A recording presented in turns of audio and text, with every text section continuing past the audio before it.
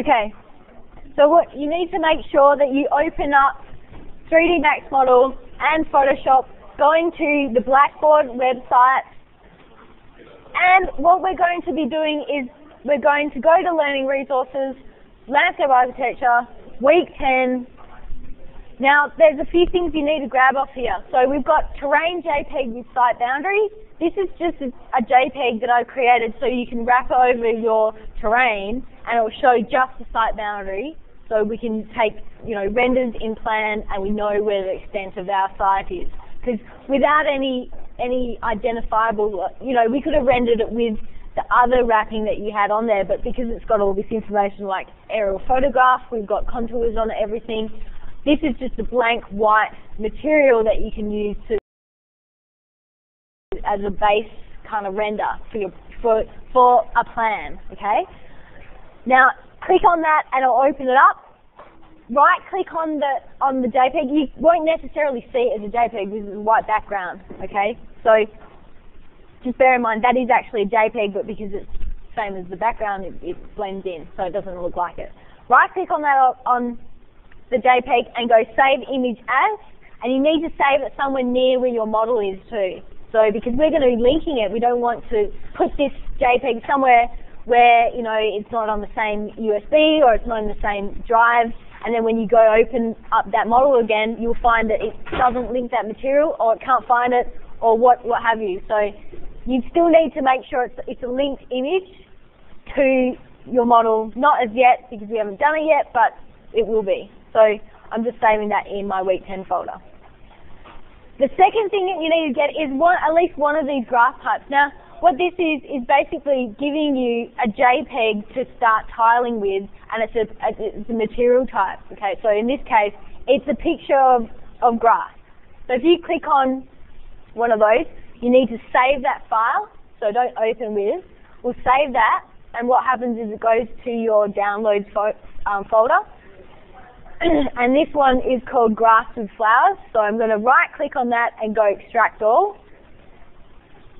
And I've already done this, so it's already opened that. So we've got a couple of JPEGs here. We've got Grass with Flowers, and we've got a displacement one and a normal one. Okay, so we're going to use two of these for two different things. However, they have different purposes. So the grass one obviously looks like grass. And I'll just explain to you why anyone else, if you try to make your own tile, to use as a material, you're going to have a really hard time trying to make it so one edge blends into the next edge. So what you'll notice with these special JPEGs and the ones that you get offline, online, you're looking for specific 3D Max material JPEGs. Anything other than that, it won't necessarily tile well unless you're wrapping it over once. Okay, but because we're going to wrap it over multiple times, we want it so one edge blends into the next edge so you don't see this line directly.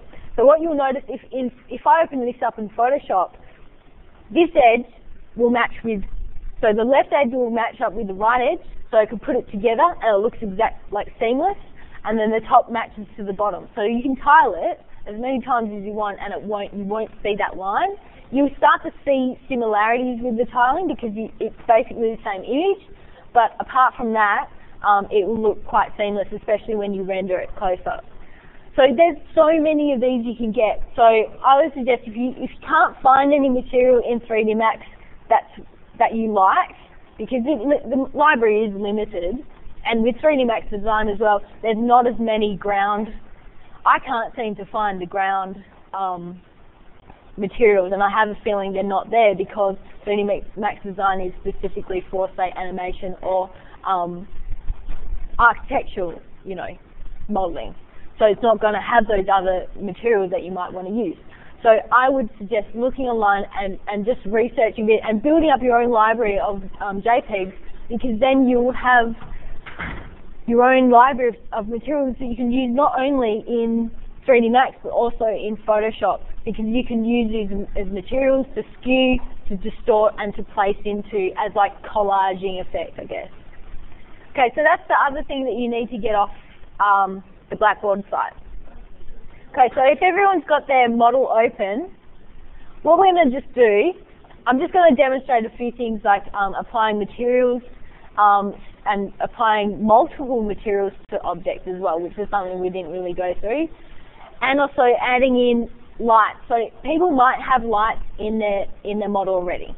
What I'm going to get you to do is, first of all, before we do anything, is save a copy. Because whatever we do today, if you decide you didn't like it or something happened or something happened with the render and it somehow stuffed it, you want to go back to that original model. So what we're going to do is go to 3ds, save as, and we're going to call it like week 10 model or something that's going to remind you that today is something different.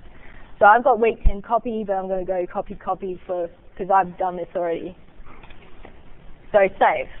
And what that will do is we're taking a copy of this. So every time you open this model, I would suggest you do this just in case. So if you, rather than missing a whole week's worth of stuff, you've only missed like a day or a couple of hours worth of stuff. And you'll notice today there would probably be about 3 of you that have crashes, okay? So that's like out of all these people, that your computer's going to crash. So lucky you've got 3 people, you're a winner. Okay, so we've taken a copy. What we're going to do is add in a light. So for those people who have lights already, what I suggest is, rather than trying to find them all, we're going to go through select by name. And we're going to select all those lights and we're just going to delete them, because we're going to put in a daylight system. Okay, so this is different to a light. It's actually set up so you can change the date, the time, location, and it will replicate what the sun's doing at that time. And yes, you can change parameters, but it's going to have a far better outcome than having a light. However, there's nothing wrong with having standard or photometric lights. This is just a different method. Okay, so select by name, and as you can see, I've already got a daylight system. So any lights that you have here, select out of this list. You can, holding down Control will select multiple. So any lights that you have in there, I want you to delete them right now, because first of all, we saved a copy. So this is not affecting your original one. And we're going to just put in one daylight system, okay? So I'm going to select, I've got the daylight system already in there. I'm going to click OK, so that's selected it. I'm just going to hit delete. And now that's deleted my daylight system. Okay? You'll notice if you put in a daylight system and you have another light in there, it will sort of it will counteract each other, so it will affect, the sunlight and the light. You'll notice there's like multiple shadows, rather than just one straight shadow that's coming off your object. But to avoid that, we're just going to delete anything you've done with lights already, and so we're going to just replace that with one daylight system. Okay, so to add in a daylight system, you want to be zoomed out a little bit so we can sort of see the model. What we're going to do is go to System. So this is in the Create tab. There's Geometry, Shapes, Lights, Cameras, Helpers, Space Swap, and then there's Systems, okay? So if you click on Systems, it's like a little cog, a couple of cogs together. So if I click once on daylight, and I click once in the model space, and click again to bring it out, that will create the daylight system. Okay, so we haven't changed anything of it. We haven't changed the setting or anything yet. We've just created one. What you shouldn't do is keep creating them, because every time I click here now, it's going to create another one. And that's what you'll find with 3D Max if you create anything. It's just a constant thing of creating. So you have to get out of that option by either going to select object, so it goes back to your cursor, and I can select that light I just created and go to Modify tab to modify what the parameters of that daylight system is. By clicking on the Modify tab while I have that object selected. So you've just got to remember too that cameras, lights as well are objects in your scene, but they don't necessarily show up when you render. Okay? So by clicking on that object, same process as going to the Modify tab to find out those parameters and change those and add modifiers to that object.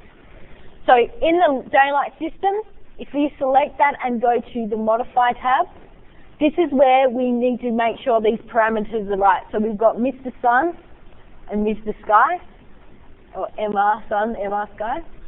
Don't think it's actually represented as Mr. Sun, but anyway, it's cute. We want date, time, and location selected. So these are all default. They're all actually ready to go. We need to click on Setup, and this is where we're going to get the location for where, because at the moment this is set in America. So all our shadows, you might forget also that when we created this train, there is a north point. How I've set it up with the coordinates, it's actually to north. Unless you've rotated your terrain around, a few of you have done that, this might not work exactly, like accurate. But for everyone else who's sort of left it where the coordinates were, and it's all very exactly to the AutoCAD drawing, the original AutoCAD contours, then the sun should represent exactly to this location, date, and time.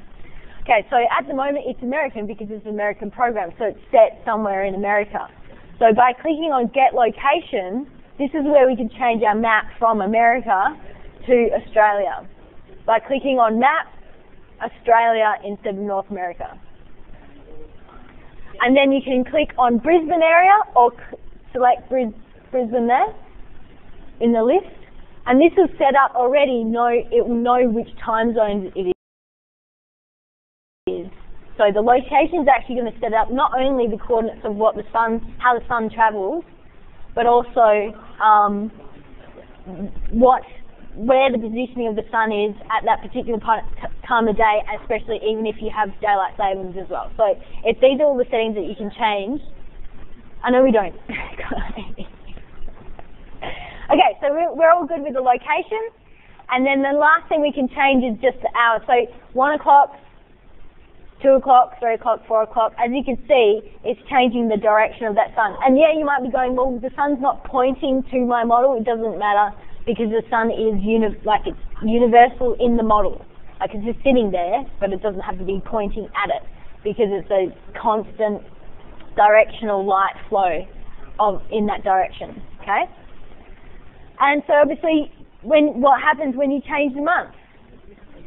You're going to have a different angle on that sunlight because at each, in summer, what happens? The sun is closer to the southern hemisphere, and in winter it's further away. So if we do today, we could actually set it so it's this month, this day, and this time, and how that would look like basically in the site, which is just around the corner. So we can replicate exactly what the conditions at certain times of day when you take photographs as well. So technically, we could take a photograph of our site at this exact time and day and replicate the light in the same model. It is kind of cool, but it's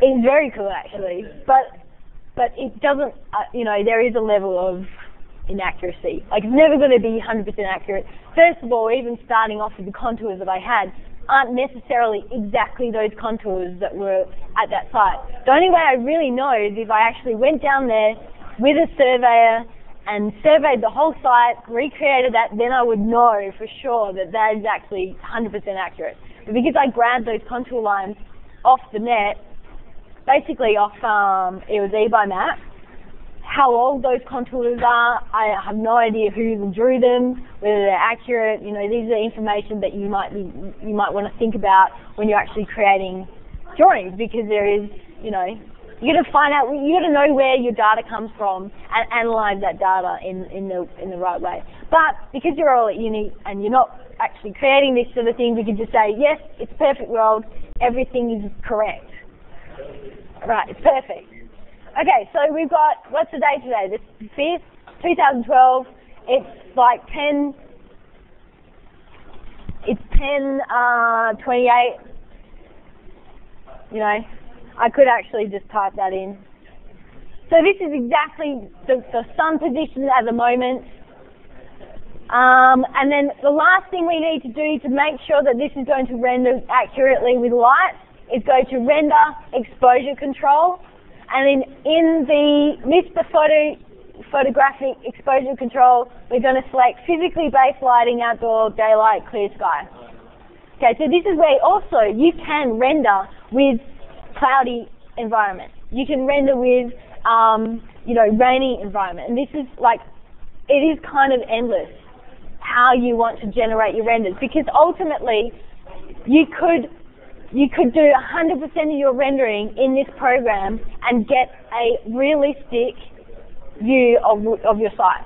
However, that's really difficult to do, especially that we've only covered the base kind of things you can do. You might get close, but then the bits that you couldn't do in this program is where you go to Photoshop to finish it off. So we're cheating kind of, but we're using the model as a base, and then we're going to do as much as we can in model, and then do the rest in Photoshop. And then that's also looking at, like you would do this normally, because it's spending so much time finishing a model and making that all very nice and renderable. Yes, you can get as many renders as you want, but to get you to that point takes so many hours, more hours than if you spent focusing on just 4 images and working them out in Photoshop. It would take you less time to do that, and even you can still create accurate images, but it's just you have to use a little bit of artistic license when you go into Photoshop, because it's not going to be 100% accurate. Okay, so as you can see, it's given us a sky map already. So just so when it renders like as if there is the sun there.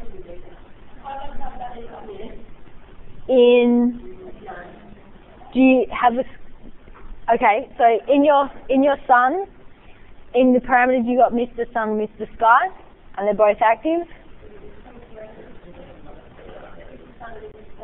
Oh no, did you go to exposure control? In the exposure control, did you go to physically based lighting? Yeah?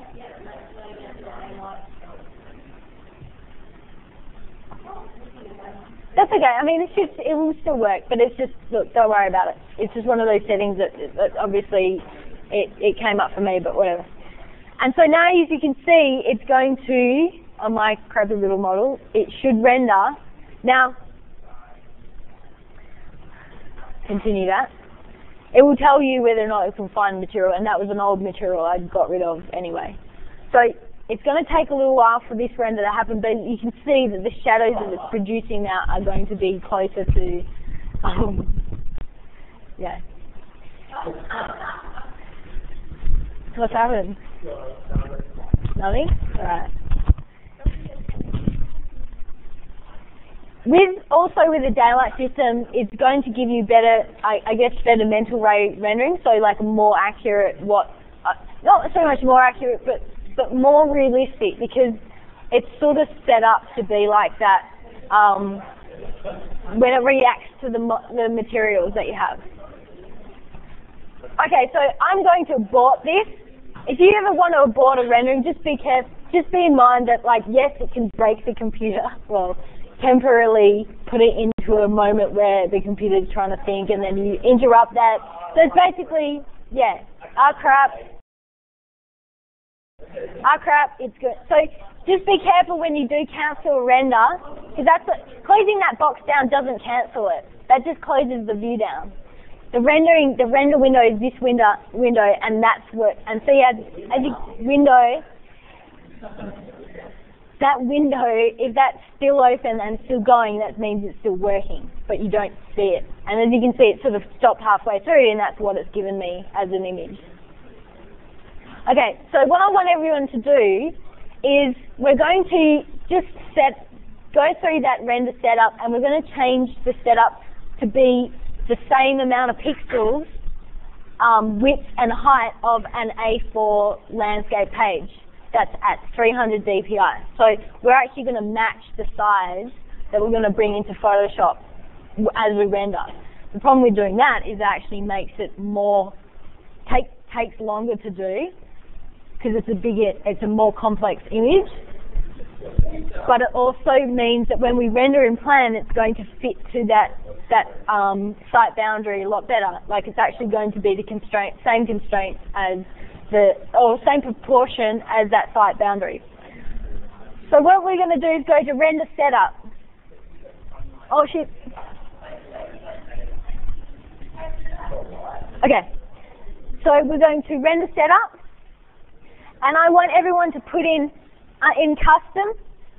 So if we go to the area to render is view at the moment, custom, it's going to be 3,508 by 2,480. And that's actually the pixel size. If you opened up a Photoshop file, an A4 canvas in landscape, 300 dpi, and looked at the pixels amount, that should be exactly the same. Okay? And yes, we're going to render a little bit outside of that A4. 3,580. Oh, sorry, 3,508. So 3,508 by 2,480. At least that's what I might not be 100% accurate. I might have to double check that. It's good enough for now.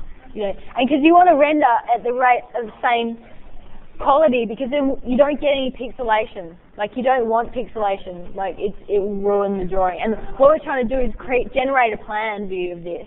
So what we're basically doing, we've done all this work.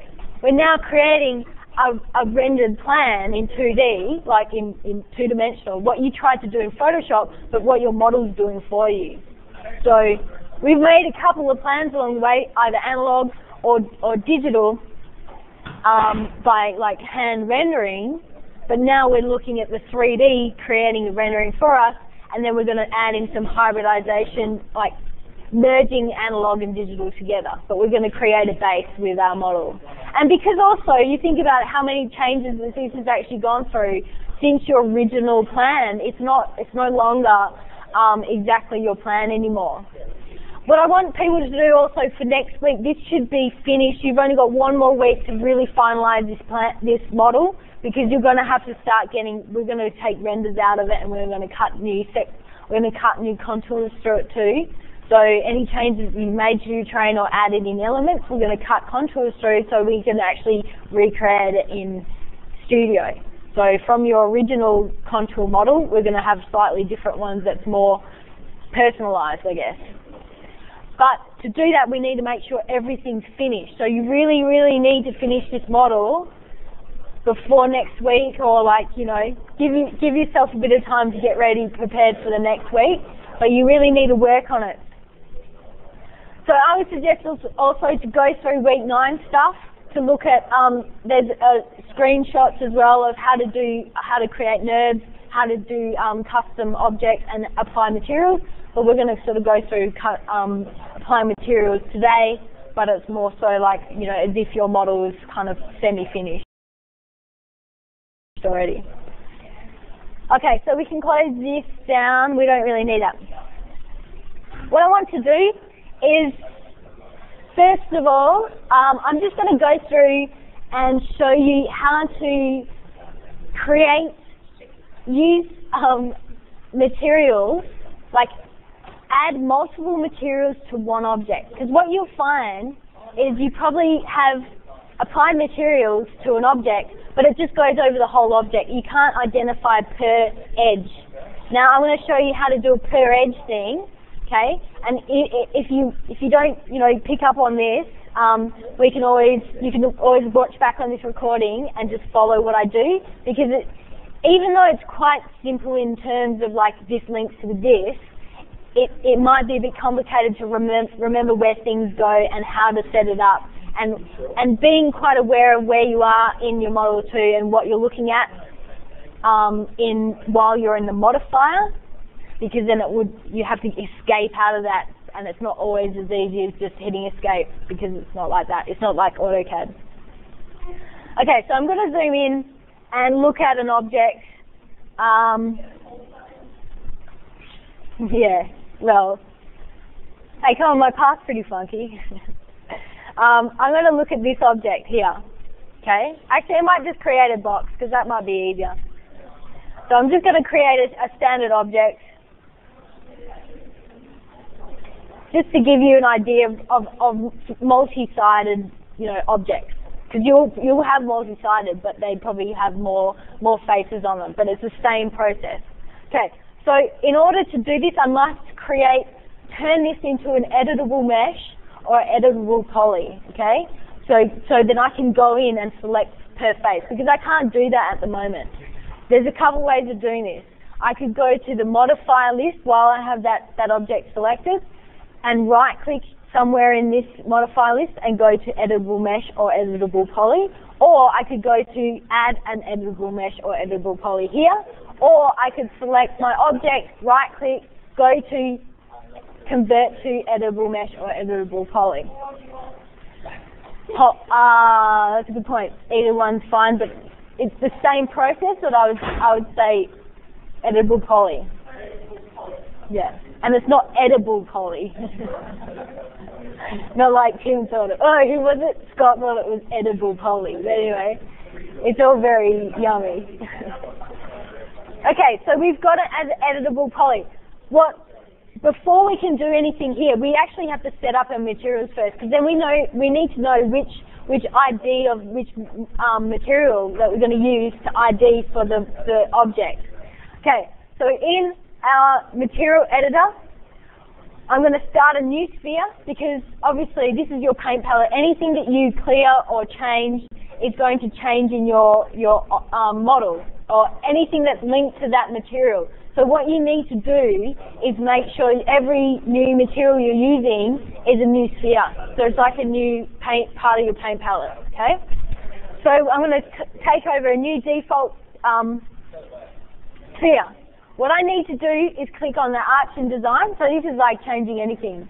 At the moment it's a default, it's a default mental ray material, but we're going to change that, and this is really important to standard. Under materials, under standard, we've got multi-sub-objects, okay?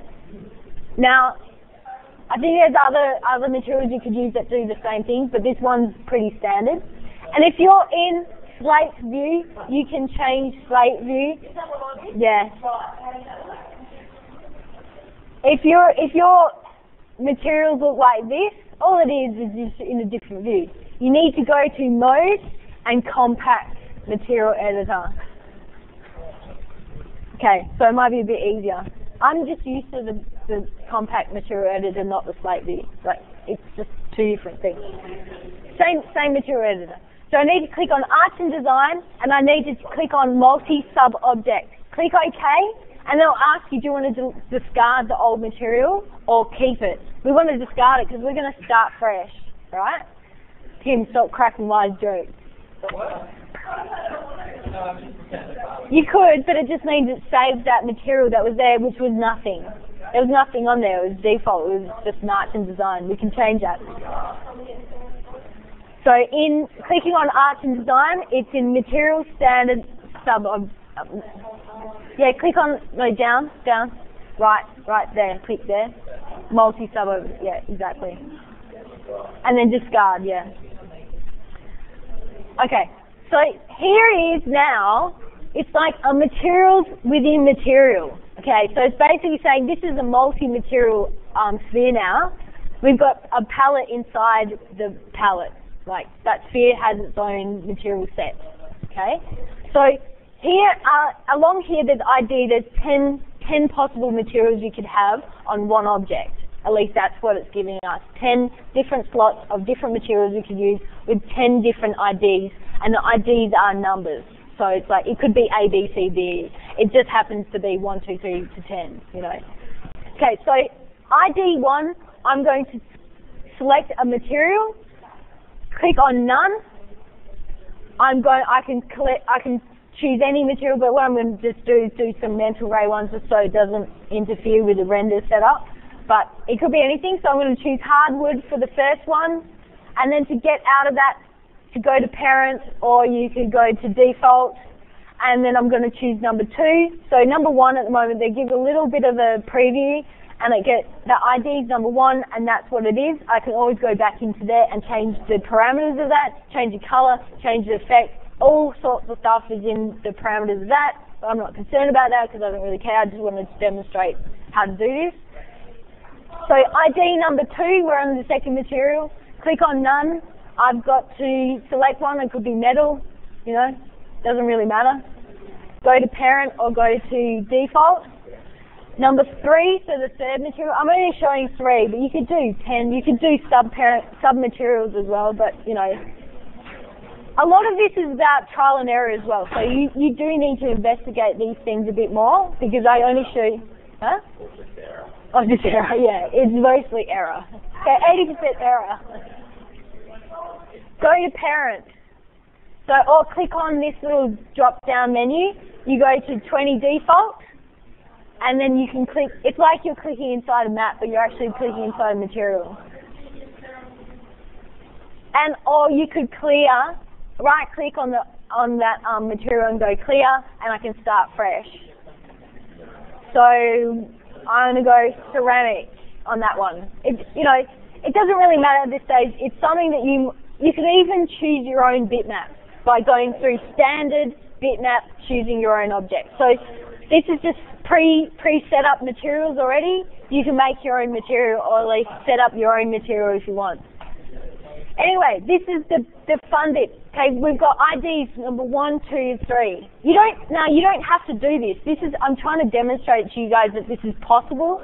So this is to let you know what's possible means that you know now, and that if you ever, that's possible. If you ever need to go and do it, because if you didn't know this is possible, you wouldn't know you could do this.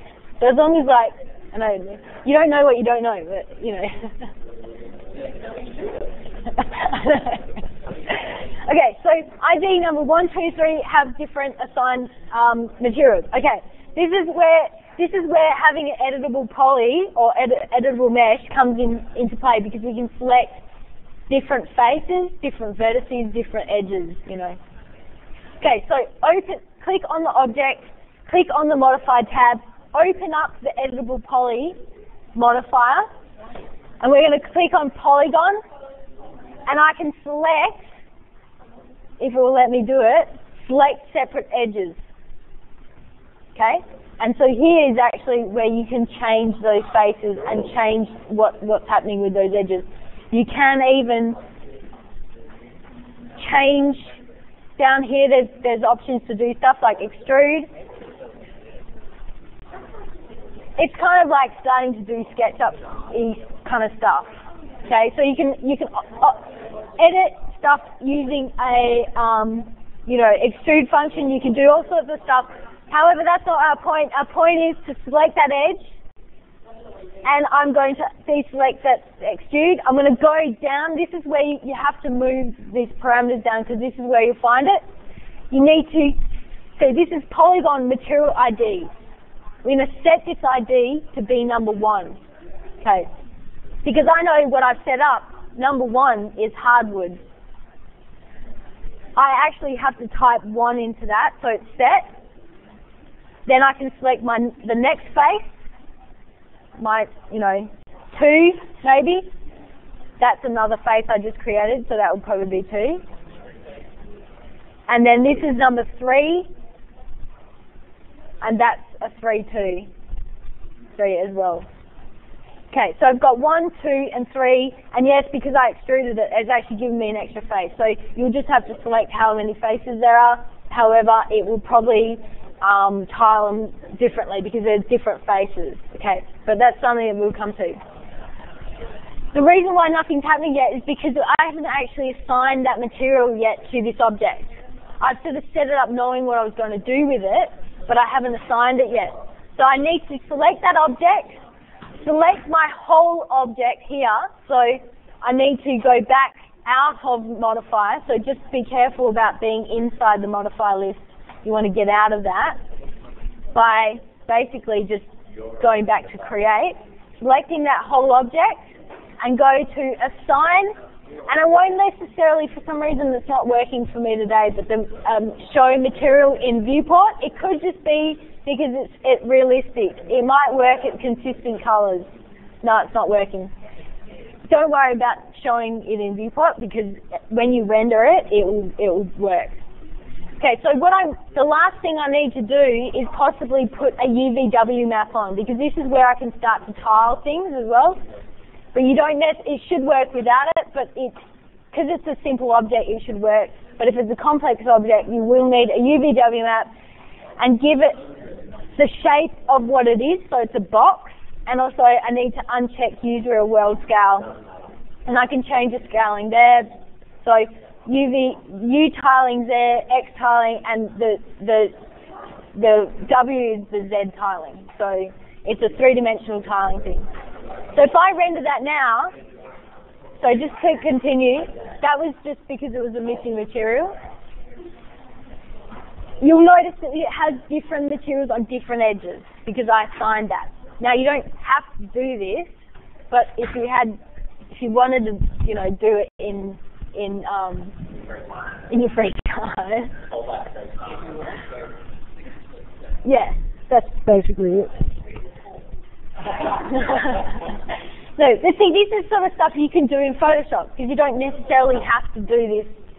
The thing is, by setting this up, every angle you render at is going to be consistent because obviously it's going to have the same material on it. Okay, so we've covered multiple materials on one object.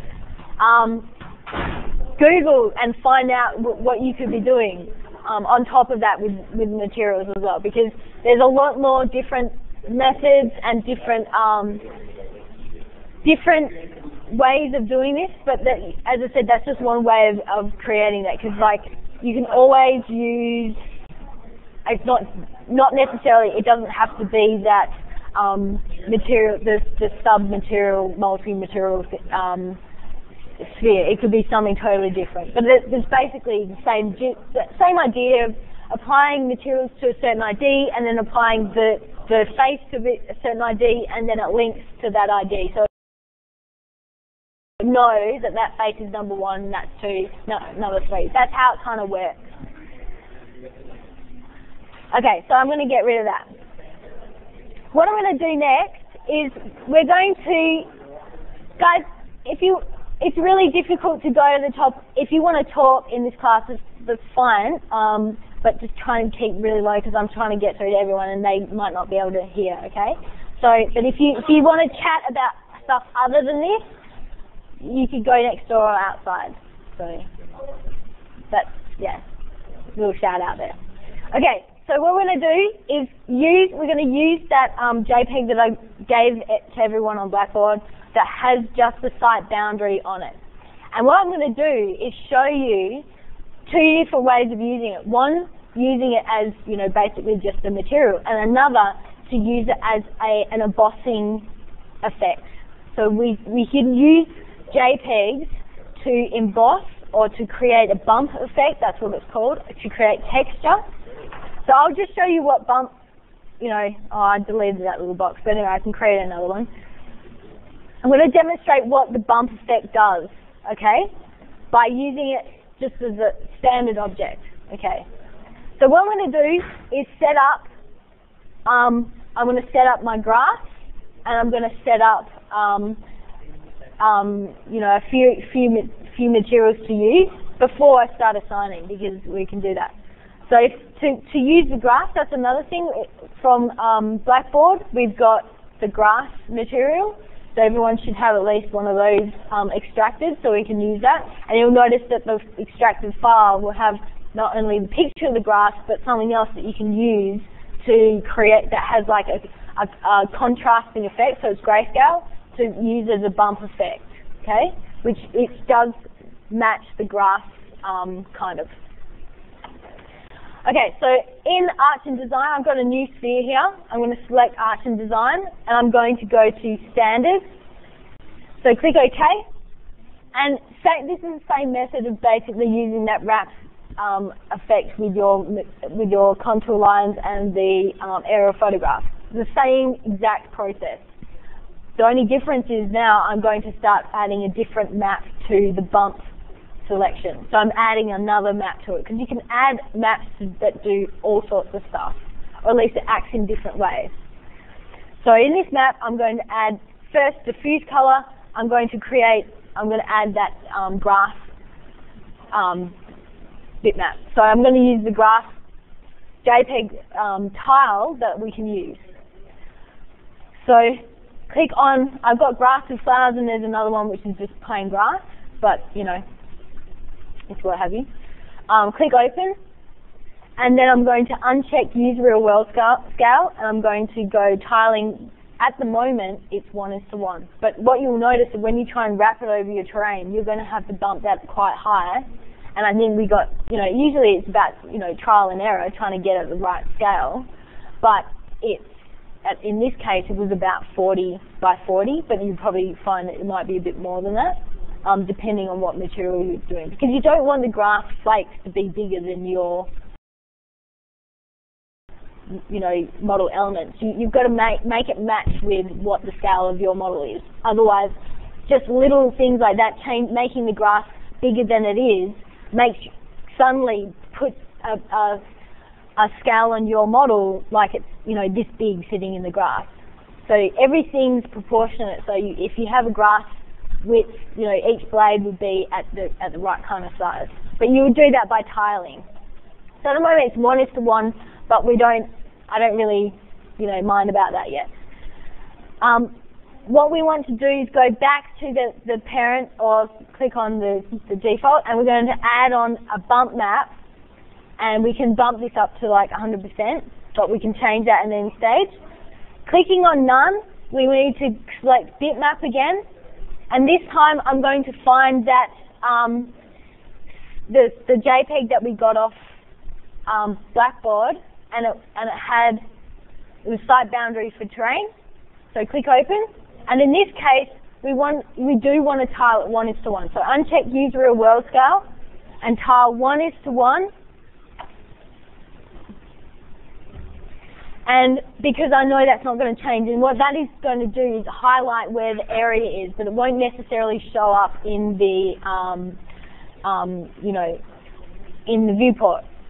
So I've set up my material. I haven't assigned it yet, and there's things that I'm going to have to change to make this right. So I'm going to select my terrain, I'm going to select that material, and I'm going to assign material, and then I'm going to show in the viewport. And as you can see, I know it's crazy, I haven't tiled it yet. It's just one tile. But as you can see, it just made this basically look like a little ant's model.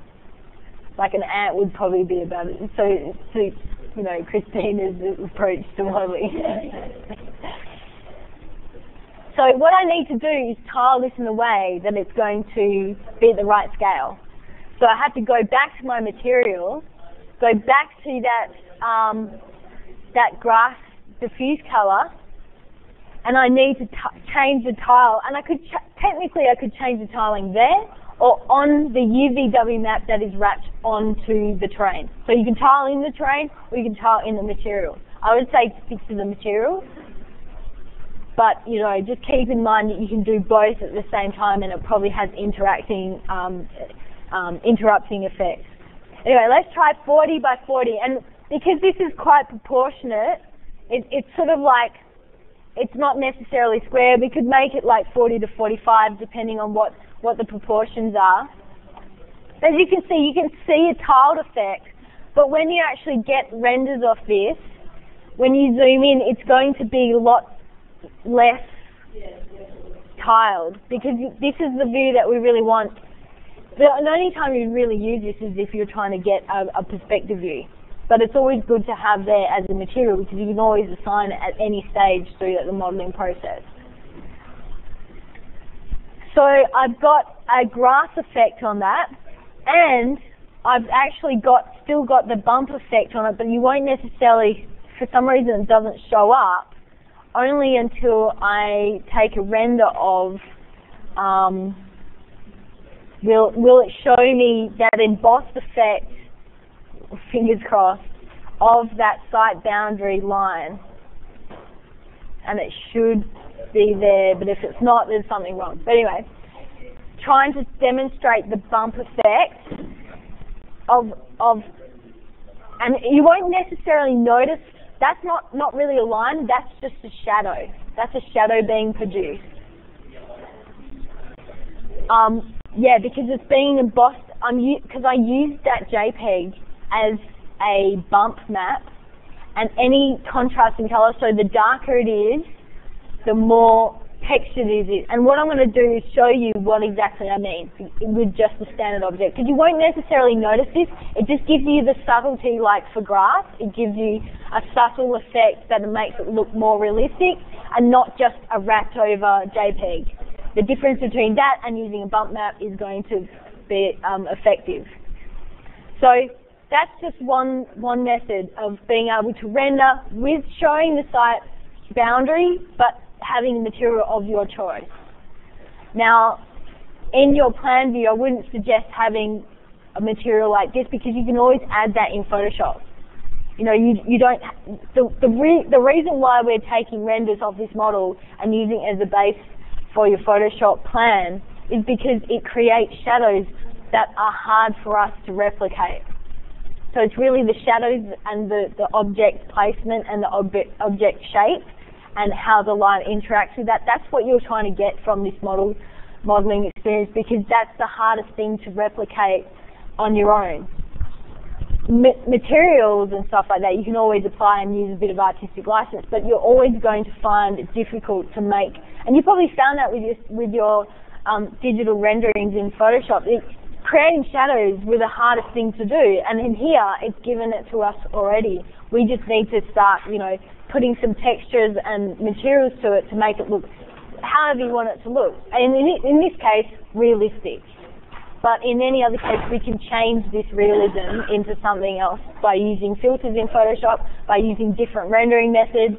There's all sorts of things you can do, and then even hybridizing it. So basically, getting this printed out, then starting to color in or add to this in a hand rendering way, and then bring it back into the computer. So at this stage as well, for your submission, we're going through activities. There's certain images you need, but how you want to do those is kind of up to you. I'm showing you methods, but you could do different styles on it. So I'm showing you how to get this plan into Photoshop to start off with, but how you take it from there is sort of up to you. And we are going to go through a couple of things that will help you, but it's like, realistically, it's trying to sell, by the end of this project, it's trying to sell your design using your model and using all the stuff that you've gone along by creating this, and selling it to a client using, you know, A2 panels. So whatever you need out of that is basically plan, section, elevation, all of these things we can get from the model, but we also want to start to introduce other things like hand rendering as well on those images, and trying to, you know, create a style for yourself, I guess. So anyway, this is obviously taking a long time. This is the thing with rendering. It's still going. It rendered it, and now it's refining it. As you can see the top, so that's all refined. It's having a hard time because there's so much in it. Yeah, exactly. And that's what you need to realize, that more trees you have in, and even, I didn't notice it, but there was another student who had a model that looked great, but I just noticed also all these objects were copied, almost scattered over the whole site. That meant, however many objects there were, if there was thousands, tens of thousands, it means it's trying to render that, and it actually went, no, it's too much, I can't do it. So when you get the too much, that's when you have to start scaling back your model or reassessing what's actually in there. But most of you guys should be fine. Even with 5 to 6 trees, you should still be fine. It might take a little while. That's another thing. You've got to make sure as well, when you select by list, just check if you haven't got multiple trees in there hidden, like miniature trees that you've just dropped in there and lost along the way. So I'm going to cancel this, but just bear in mind, when you cancel a render, anything can go wrong, okay? Because it's interrupting the process, and so the process, once it's interrupted, it might have a hard time for it to get back. So just save at every point. This is where you want to save your model as much as you can. So I'm going to show you what the bump's actually done, and what you could do if you're rendering with glass. So rather than trying to render on the terrain, I'm just going to show you on a box. So I'm going to apply that same material. But in this case, I'm going to tile it 1:1, and this time I'm going to use a different map to use as the bump map. Okay, so I have to go back to the parent, but I need to right-click and clear, and I'm going to select a new one. This time, I'm actually going to select, sorry, I'm going to go back. I'm going to select this object, this JPEG. So this has some relation to this other object, whether or not, it doesn't really matter at this stage. It's quite similar because all I'm looking for is something to create some kind of texture, and I'll show you what that actually does. It means that also when you're trying to create objects that have a textured surface, you don't actually have to model that textured surface. You can use renderers to create it, therefore making your file size much smaller because it's doing all the hard work for you. So if you have like a tree that has a crackly bark effect, you don't create that crackly bark. You just assign it a bump or a render material that's going to create that effect, and then you want to tile in a certain way. And once you get that all set up, every time you render, it will render with that effect. And you don't actually, you might just have a cylinder that represents the trunk. And it's so simple, yet when it renders, it takes on this other complexity. That means that you can render without this added file size that will interrupt your modeling, process. So if I click open on that, and I do need to tile this now, especially if it's the same image, because I could use the same grass image as a bump map. It's just going to automatically recognize what the contrasting pixels are, and then pick out all the dark pixels are going to be kind of embossed, and all the light ones are going to come out of that object. So what I'm going to do is I'll just delete this, clear this color, just to show what the bump is doing exactly, and then I can apply the color after. But at the moment, we're just looking at the bump effect. I've got that all set up. I've got it 100% now, which is quite high. I need to apply that to this material. And yes, you might not be able to see what's happening necessarily, but in the render, it should work, unless there's something going on. Because before, this would render just as a plain box, but now it should be rendering with an effect that makes it look...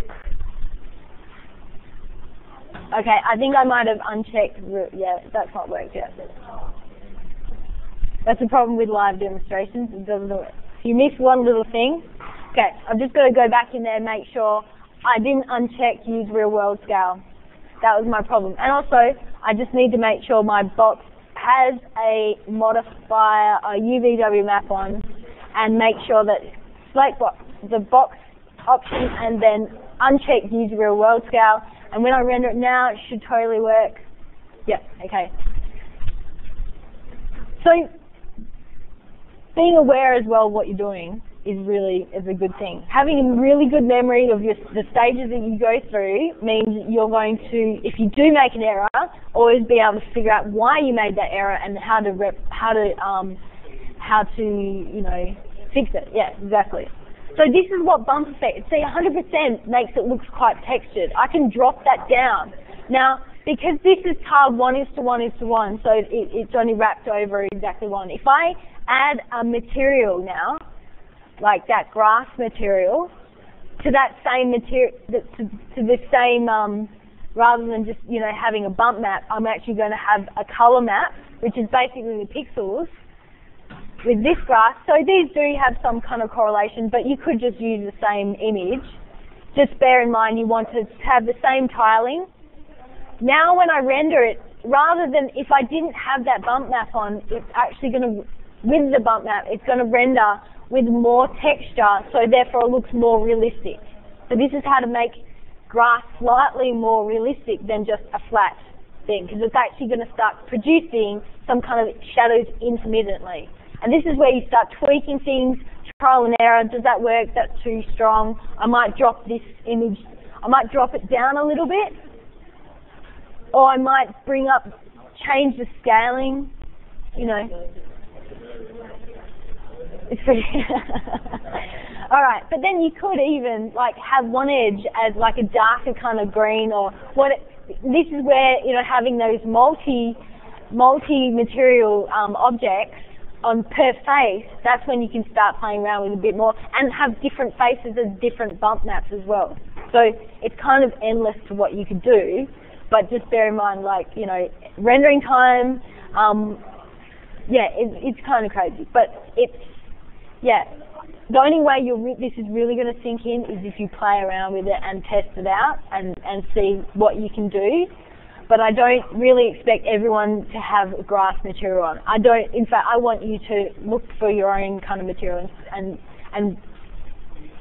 do anything you feel like. You know, you might, and it takes a little bit of time as well researching, because while you're on that journey to find this particular material, you might stumble upon, someone else has found this great way of making grass. Excellent. Use that, or at least try and copy that, because that's another step up that we don't have time to go through exactly, you know, every single option of making grass. Like, there's actually ways of scattering objects as well to replicate grass. However, when you start modeling grass, that's when your file size is going to be massive. You think of every blade of grass, it's like a tree. You know, the trees that are there, each of those leaves are a face that needs to be rendered.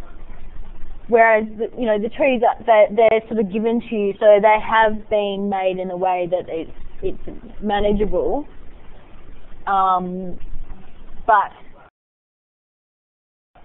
it's still like, you know, you just think about the more faces and objects in your model, the longer time it will take to render. And this kind of creating grass is much better than, say, using, you know, actually creating the blades themselves. But you can. It's doable. And I would say, test it out. Say, what can you do with it? Okay, so what I want everyone to do is we've established we can do grass material. What we want to do is set up, we're going to take a couple of renders with and without shadow, so we can bring it into Photoshop. Okay, and so what we're going to do is we've got to start a new sphere, so new material, and we're just going to allocate that material for the site with just the site boundary on. So it's just the white JPEG. We're going to set up a material and apply it to a train. So all you see is the site boundary. And yes, you won't see it as a bump map or anything. We're just going to see it as the pixels they are in that JPEG. So click on, again, same process as wrapping. These are all the same processes. Arts and design. Standard. In standard, we go to maps. Select the diffuse color, click on none, click on bitmap, and now I'm going to find that the JPEG that I've given everyone, site boundary with terrain, click OK, open. Uncheck use real world scale, and we must tile it 1:1 because this fits exactly this model. I know because I made it. You know, it's basically taken from AutoCAD, the full extent of the model. It's basically exactly what you've done minus all the aerial photograph and minus the contours. It's just got the edge contour to say this is the edge of the model, and it's got the site boundary as a rectangle. That's it. So we've got tiling 1:1, and that should all be right. And I'm going to select my object, which is a terrain, assign material, and then show in the viewport. And as you can see, that's wrapped over exactly. Now some people might have rotated if they've rotated their terrain around, it might not wrap exactly, it might be wrapping slightly on an angle. We can try and fix that, but basically that's never going to be perfect. So what we want to do is, first of all, do that. So if people can, we've got a bit of time, we can go through that. We're just going to have to cap it pretty quickly. So I've just got two.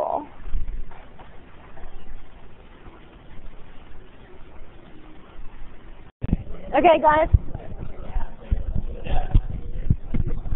I'm just going to go run through quickly what I want people to do, how to get this into Photoshop. Okay, there's a couple of ways to do so. I'm basically going to render in plan view, in orthographic, and I'm going to specify my render site as being you know, the A4 scale, which is the 3000 something by 2000 something. So I know that that proportion should fit the site boundary pretty much exactly, but we're going to render just a bit outside, so when we can crop it down to that size, because it's a bit difficult actually getting an accurate plan out of this. But what I want people to do is go to top view, and then making sure that's in orthographic projection. So orthographic, it should already be orthographic. Then we want to rotate this around, the view around. We're not rotating the actual object, we're just rotating the view around. Going to orbit, now this is really important. By selecting orbit, do not click and drag inside that circle, because it will orbit around the z-axis as well.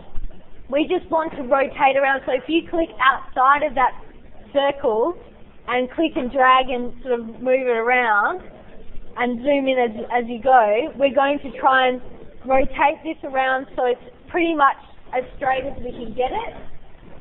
Then what we're going to do is go to our render setup. Sorry, that was material. Render setup. Oh, I think I might have forgot with also, I don't know if I went through the daylight. You need to go in rendering exposure control. I did do physical base lighting, yeah. Anyway, I forgot. What we're going to do is go to render setup. Just check that that's 3508 by 2480. What we're going to do, area to render is going to be blow up. Now this gives us a window that we can align to render with, okay? So I'm going to render this area, and I've got my sunlight on and everything there. It's basically going to just take one plan view that has no materials on. I could set up my materials on my path and everything, you know, ready to go. So this is where you'd want to get as much out of it as you can. So I'm going to take a render production of that. Now this is where you have to sort of sit back and wait for these renders to finish. So you need to go top view, orthographic, then rotate around to align better.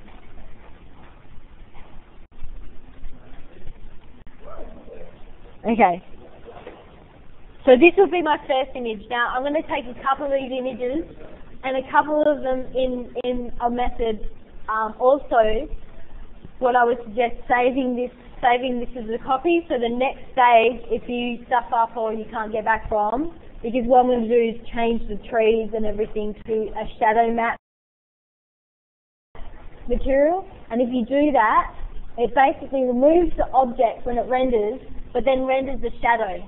So we're just taking the shadows from this, and everything else can be rendered separately. But you can't really come back from this, so this is where you need to take a copy of, so you can always have your original model that's untouched. Just bear in mind, once you change the tree material, it's hard to go back to that original tree's material, because it's sort of inbuilt.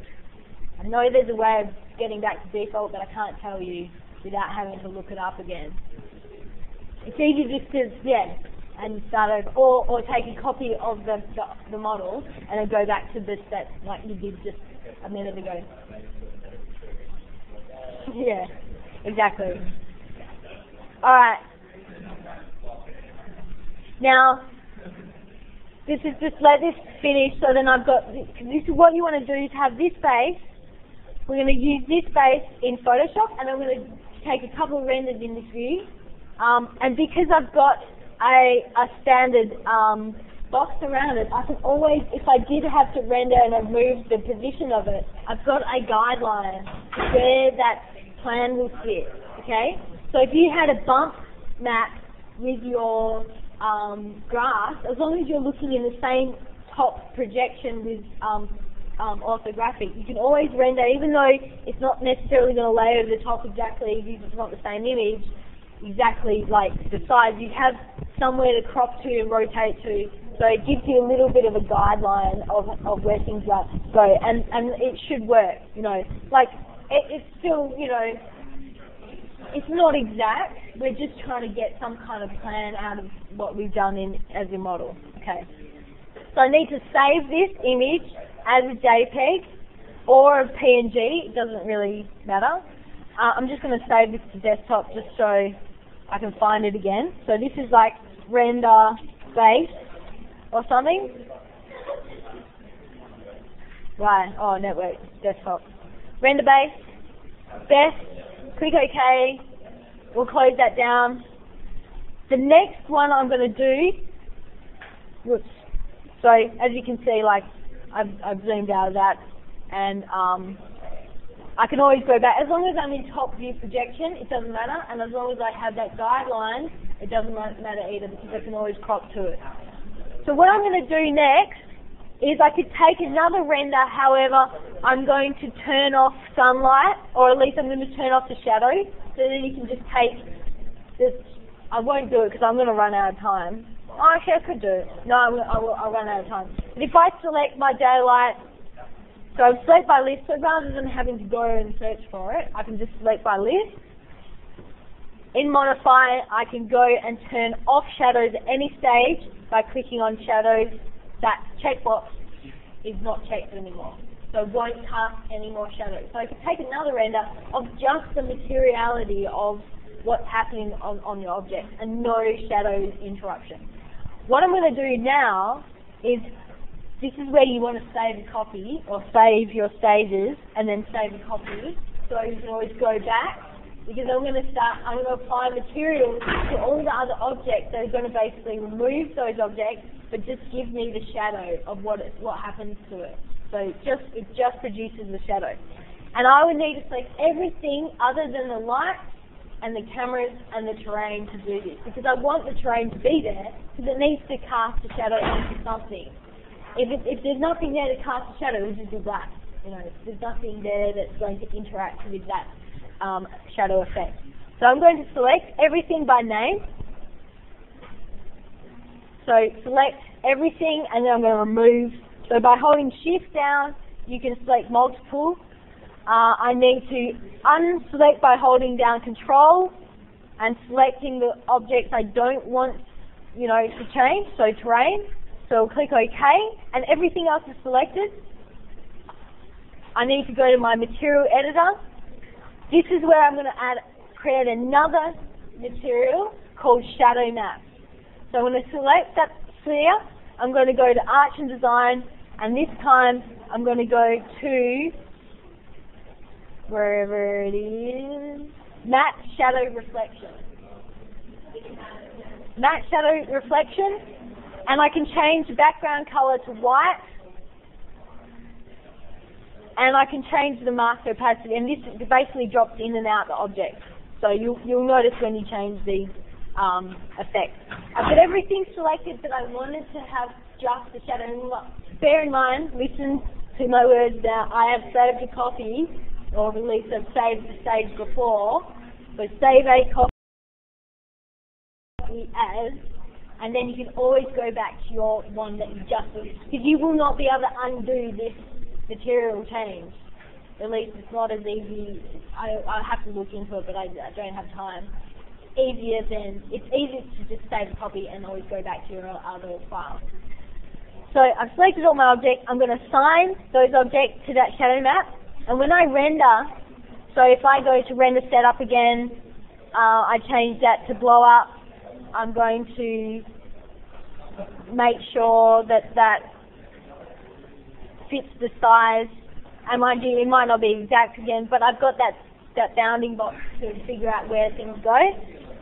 I'm going to take that render, and as you'll notice, it only produces the shadows and a blackened out version of my object. So the shadows are really the ones that are coming through, and this is where you can produce, you know, I should have actually dropped that mask down to 0, so I might undo that, because then you'll really notice sorry, if I go to 0 on that one, if I render that again, it won't show it won't show the object. It removes the object basically, but just shows cast and shadow. And you can actually produce shadows in different ways. So you can make that object hidden as the material. So there's a few different ways you can remove objects while you render. This is just one quick way of just selecting all the objects. So now that's just the shadows of what I'm producing. There's no object there. It just shows, as you can see with the trees especially, the tree's not there anymore, it's just the shadow it's producing. The only difference is it doesn't produce the shadow that's on the actual object. So that would have come from by turning off the shadow, but it's still, like in the daylight system, but then it still produces the shadow that's on that object.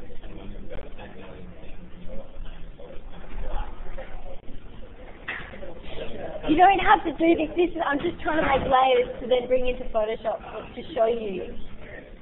No, you do. Well, you need to make. Well, you do need to make a plan from your model, and this is like you could just take one render and then modify that in Photoshop. But by taking separate layers, it just helps you in Photoshop later on to insert different materials, to like start colouring in areas that you might not necessarily be able to do in 3D Max. So this is basically giving everyone who finds it really, really difficult to apply materials and do all that funky stuff to do it all in Photoshop, but have a base model to start off with. So it helps people in one respect, but then it gives them more Photoshopping to do. So if you're going to do most of your work in Photoshop, just give yourself a lot of time, because it will take time to get that right, whereas you could get it right in the model, print, basically render it, and you've got it there. It's like done, you know. You could do it all in 3D Max if you wanted to, but I would say you would want some kind of image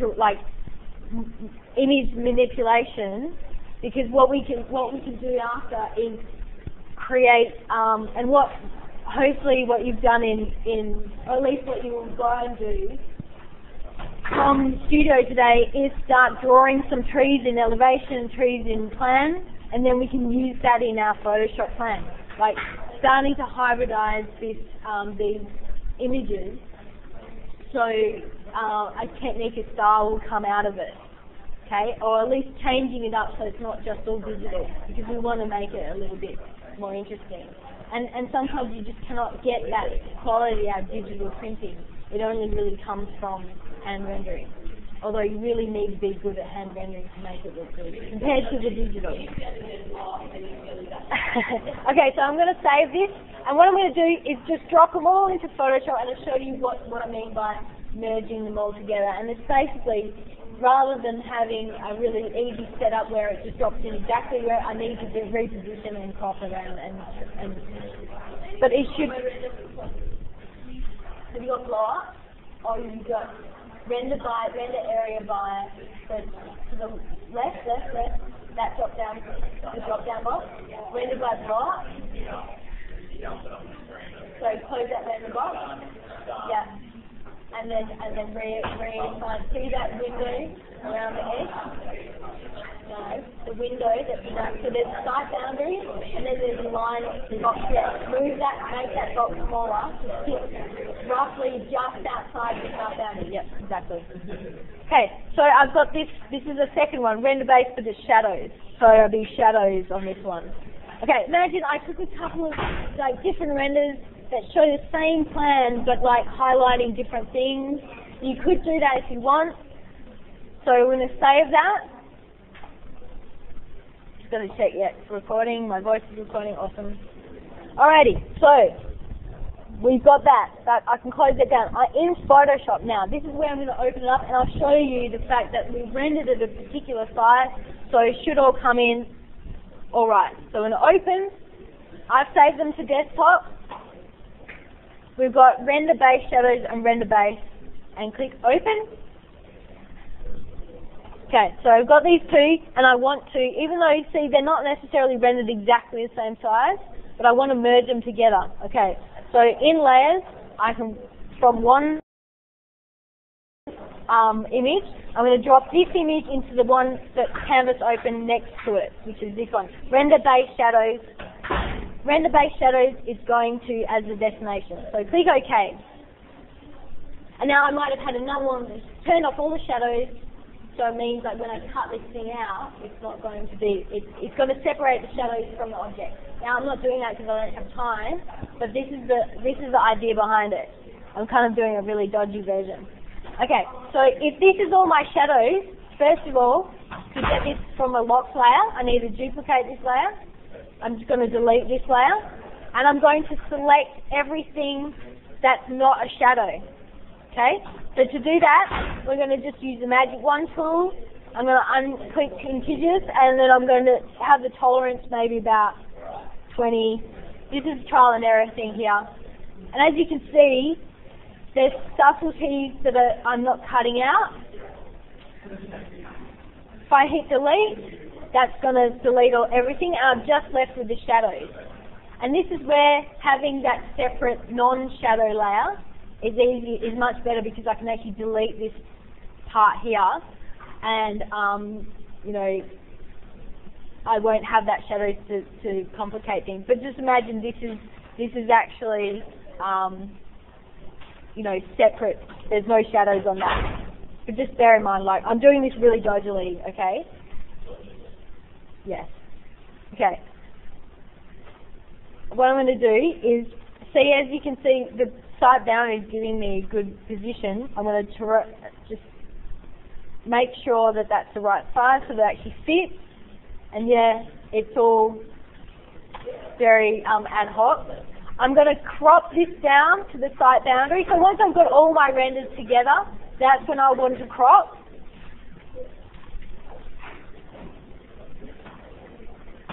Okay, and so at the moment, that's not brilliant, but anyway, you get there.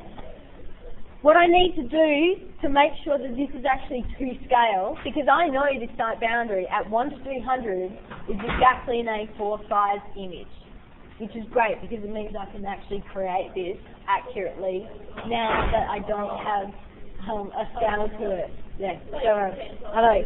This is why I don't like it through, but I had no option because we wouldn't have been able to do this. Yeah, I know. Right. You get them, Chris. Oh, we love it. Okay, what are we doing? We are going to image size. Image size, we're changing the resolution here to 300 dpi, and I'm going to change the document size to be the same as an A4. Okay, so what was the A4 is a by insert here. An A4. A4? 3, yeah, so I so should know this, but anyway. 210? Yeah. I think it's 210 too. But anyway, these are constrained, so whichever one, hopefully that, let's say that's right. That's right now. It is nice. Okay, so this is actually the size of an A4, it's to scale, it's at 300 dpi, it's all very, very good and quality. Okay, so this is the base of my plan. Okay, you're saying, well, I've got shadows there. Why are they separated? Well, because then I can actually, and this is the problem with, I really needed to render this without shadows because I didn't want those shadows to be there. I wanted to have them on a separate layer. So this is all very dodgy. No, I do. I want to go down to the Gold Coast. I don't want to be here. Nah. Okay, well, let's just say this is all your shadows. Rada, we're all ready to go. On that separate layer, I can change these shadows to become black by changing the lightness, but then change the opacity of that layer so they act more like shadows. So underneath that, if I created another object, like a solid color of whatever, Yeah, it's crazy green. I'm changing that. Bear with me. Bear with me. Bear with me. Okay, and let's say I actually wanted to create my own, rather than using material grass in the render, which I could totally do, I could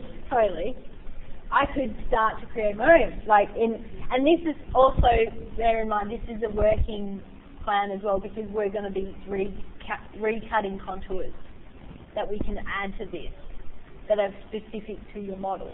Okay? So, and it won't necessarily be perfect, but it's trying to get it back into a two-dimensional thing. So we've gone through 2D to 3D to another 3D to 2D. So we're taking it through all these stages. This is yeah. You love it, Tim. You do. Okay, alrighty. So anyway, let's say if I just wanted to render this, I'm just going to do a quick burn on, this edge to make it a bit darker.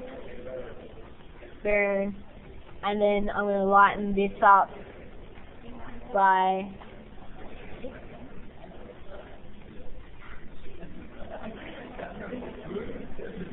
I'm just going to create some grass,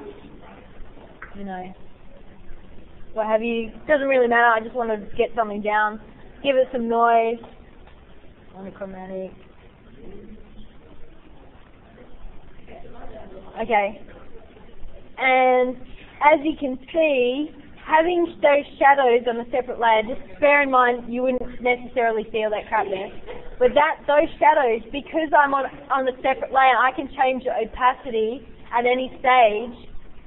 It's giving me these exact same shadows, but I've separated them in a way that I can use with other photoshopping materials. So this is where I might go, okay, well I've added a material to this, but I actually want to add a material to this other object. And, because it is underneath this tree, it might be a bit difficult. But let's say I wanted to change that material. This is where you can start opening up the tile JPEGs and use them in Photoshop. So anything that you get from 3D Max, and that's the thing with 3D Max as well. If you go, and you don't have to, you can go through the C drive. This is where it's installed onto, and where it's installed as well, I'm going to Autodesk, I'm basically going to 3D Max Design, and there are actually JPEGs, and I can't remember where they are exactly. I'll just search. And these are all your tiles. They're actually in this, they have to reference somewhere. But the problem with 3D Max Design doesn't have a whole heap of them, but you can get them off online. There's maps you can use. So if you can, yeah. So what I'm going to do is just grab this one. I'm going to open this up in Photoshop. I'm going to copy, so all copy and paste, and yeah, it comes in massive. But this is where you can actually, modify. Yes. So, what I should have done, I should go bang, bang, bang, bang. And what I should have done was actually copy and paste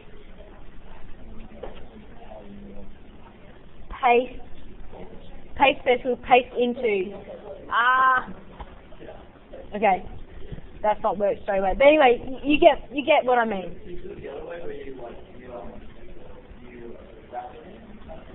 Yeah, you could totally do that.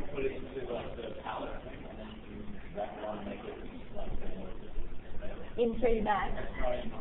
Oh yeah. Well yeah, you could do anything. This is when it's all possible, especially with these JPEGs, because they are tileable. Like they have a specific, this edge matches this edge. You could only do that with JPEGs that have a corresponding edge, where it doesn't matter where they go, it still matches up as long as it's within that grid, kind of like one tile to that tile. So if you,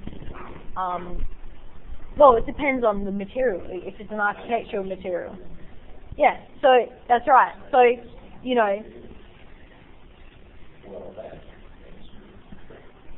This, you know, I could have just rotated that round, but I was trying to show, like, you can skew objects, materials.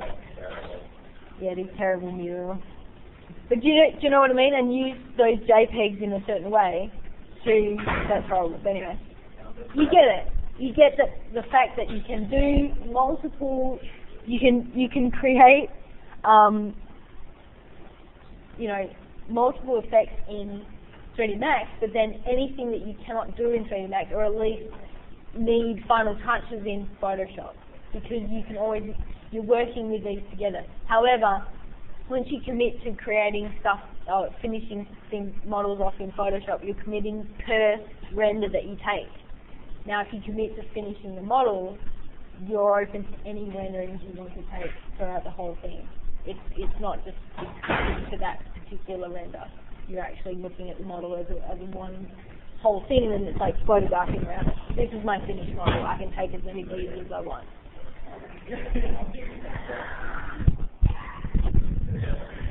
That's not my fault.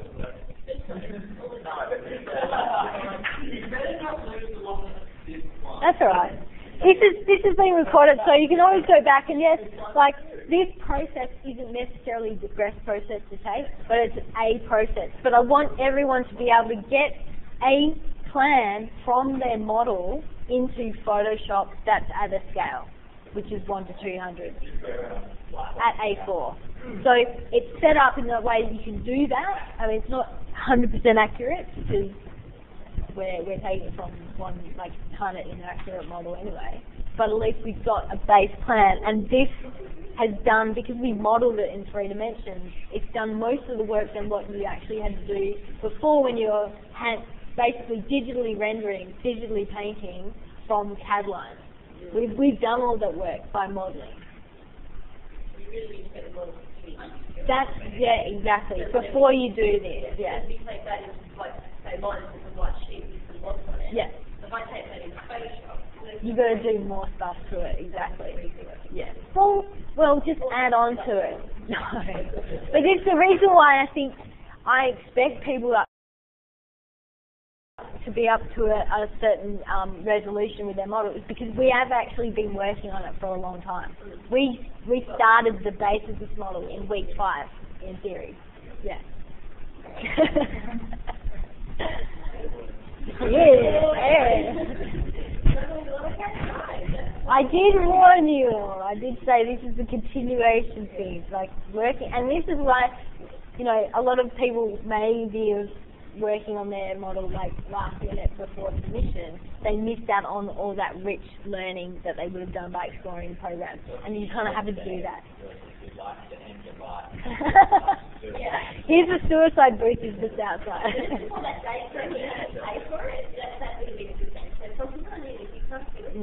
No, it's not about that. It's like, it's, you know, we do want some kind of resolution out of these projects, but realistically, it's about the experience, and it's about being shown things you may not know, or like you may not even know is possible, or even what we have here to provide you guys for the rest of your degree, you know, from these, you know, software. So you might as well be using these software because it's there for you. You could be using it for the next, you know, any project you do.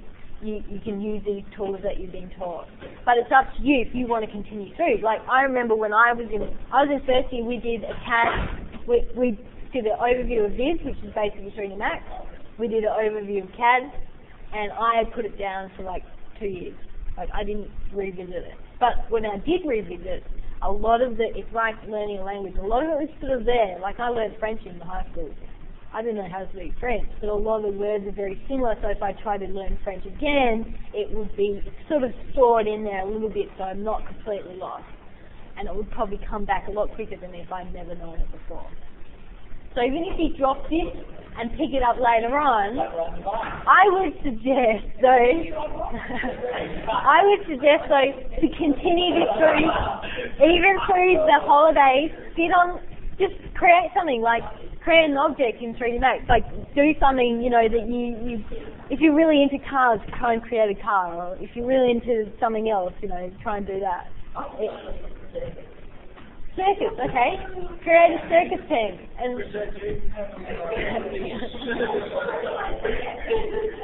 I'm going to show you my juggling skills. Yeah. Can you juggle more than 3? No, I can do 3, but then 2 on one hand and needs to change. Like the double hand. Like, yeah. Yeah, that's 2 in each hand. I can't do 4 yet. No. So anyway. Well, any questions? Is there anything I'm going to be on the Gold Coast. Yeah, I'll be back Tuesday night. No, yes, absolutely. Remember to save everything, what you do, save stages, do all that, make sure you